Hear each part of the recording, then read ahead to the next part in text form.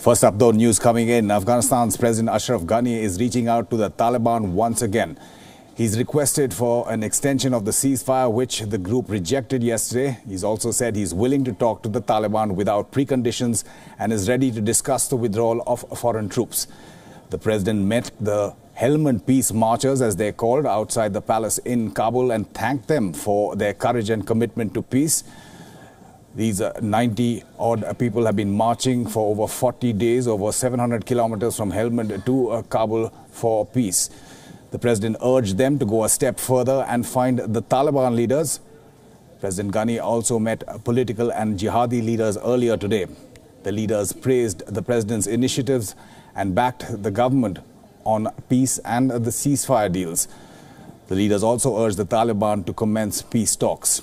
Additionally, the Afghan NSA Hanif Atmar is in Pakistan currently for talks. The Taliban has repeatedly rejected talks with the Afghan government, saying the US should enter into direct talks with it. The Taliban also rejected the extension of the 3-day Eid ceasefire that it had announced after President Ghani did that.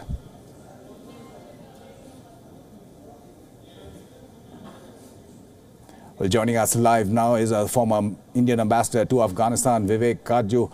Ambassador Kajju, we've seen repeatedly President Ghani trying to get the Taliban to talk to the Afghan government, to his led government.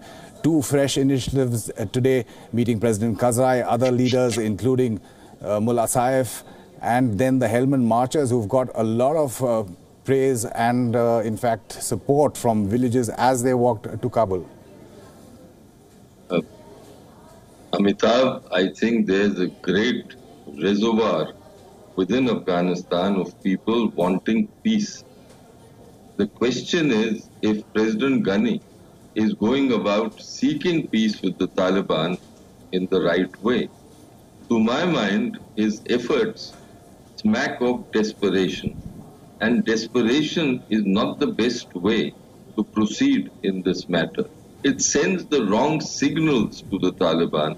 It sends signals of weakness.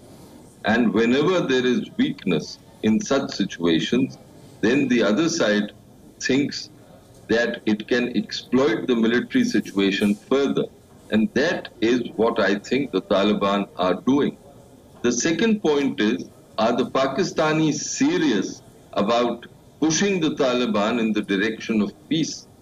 There, I think the real difficulty is that the Pakistanis actually want control over over Afghanistan's India policy, and that neither Ghani nor anyone in the political system in Afghanistan would be willing to give.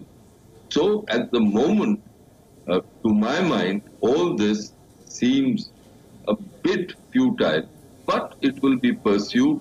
My final point is that it is not for Ghani to really tell the Taliban that he is putting the withdrawal of foreign troops on the table, because the Taliban and the world is aware that that is not in his hands. It is for the Americans to decide when they want to leave Afghanistan. Sure. And that is why, my one last sentence, that is why the Taliban have insisted that they want direct talks with the Americans. They're continuing to do that. And just picking up from the points that you made, Ambassador, the Secretary of State, the US Secretary of State, Mike Pompeo, in his statement when President Ghani had extended the government ceasefire, had also mentioned that any talks would involve the role of foreign troops, not going so far as the President Ghani is going. Those pictures are seeing interesting also that Gulbuddin Hekmatyar is also present in the meeting in the ARG with President Ghani. But Pakistan, as you mentioned, the NSA Hanif Atmar is in Pakistan for talks. Now, it depends on Pakistan, you're saying, as to whether the Taliban come to the table at all? I think the Pakistanis have a predominant role here. They deny it, of course. Pakistani commentators and Pakistani officials always make the point that their influence on the Taliban is limited. I've never thought so. All through these years after the Taliban were pushed out of Kabul, who has given them not only refuge, but has really given them succor and has nourished their revival?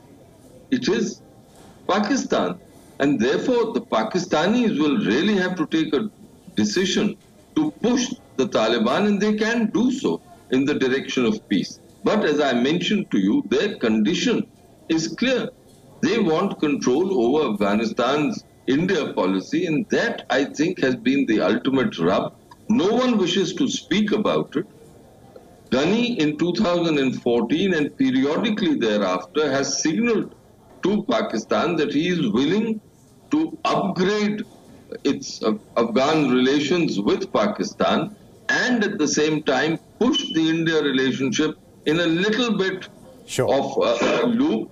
But he will not find support for this because within Afghanistan there is a great deal of support for the India connection.